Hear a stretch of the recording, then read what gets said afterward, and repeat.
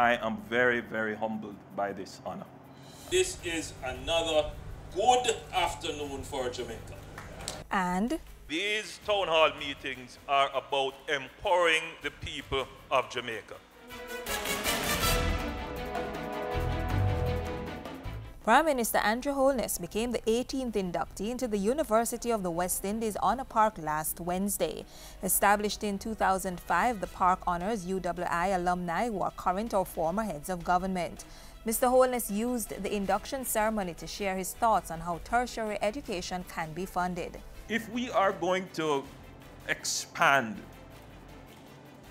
tertiary education, then the subsidy may have to shift from the fees to a subsidy for financing, meaning that you have to make it easier and more accessible for students to finance the education rather than to give a subsidy for fees.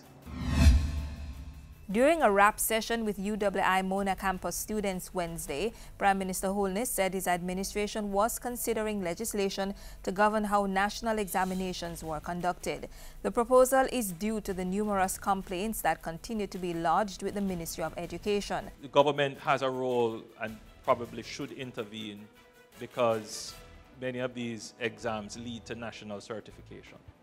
And we need to be able to verify that they have gone through a process that is standard, that is fair and transparent.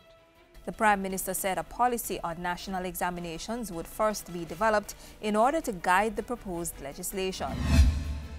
While at the UWI Mona campus, Mr. Holness also received a tour of the Medical Sciences building.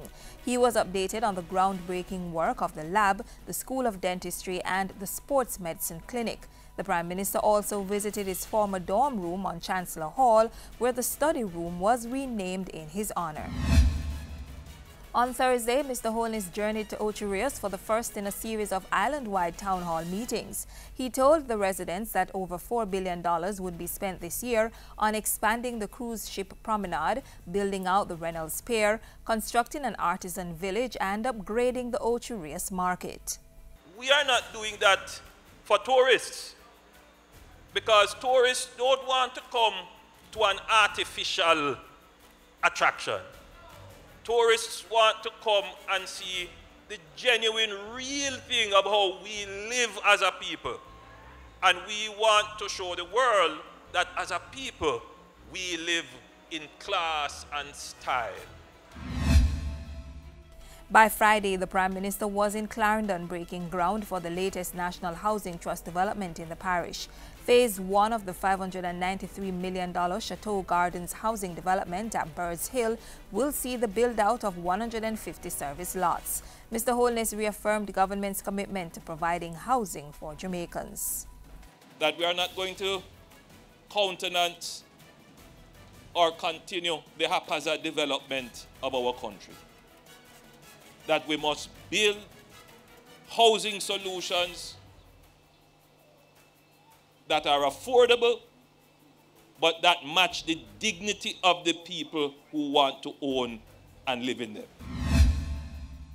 While in Clarendon, the Prime Minister met with residents affected by recent flood rains and viewed work government was undertaking to expand the drainage network in the area. He pledged government's commitment to returning normality to affected communities. And the SDC has already been in the area along with local government doing the assessment and the Ministry of Social Security to see what the damage would be. There is damage to agriculture, livestock. There is some economic damage. People have lost their stalls and their goods, and there is general household damage. People have lost their refrigerator, they've lost their beds. So we're going to try and assist. Prime Minister Andrew Holness says his government will continue to have an open-door policy towards journalists. Mr. Holness's comments came as the island observed World Press Freedom Day on May 3. The Prime Minister said the state had put in place various protocols and approaches to build a strong partnership with the media and ensure that the country is always kept informed. He said those approaches had led to Jamaica's improved standing of 8th globally on the World Press Freedom Index. The Prime Minister urged journalists to continue to be fair, balanced and responsible, as these factors have built the trust of the Jamaican people. Prime Minister Holness also received guests at Jamaica House this past week. On Tuesday, he was joined by a delegation from AIM Educational Services. Later that day, he met with the swimmers representing Jamaica at the Carifta Games. And that's it for Jamaica House Weekly. We return next time with more of the news coming out of the office of the Prime Minister.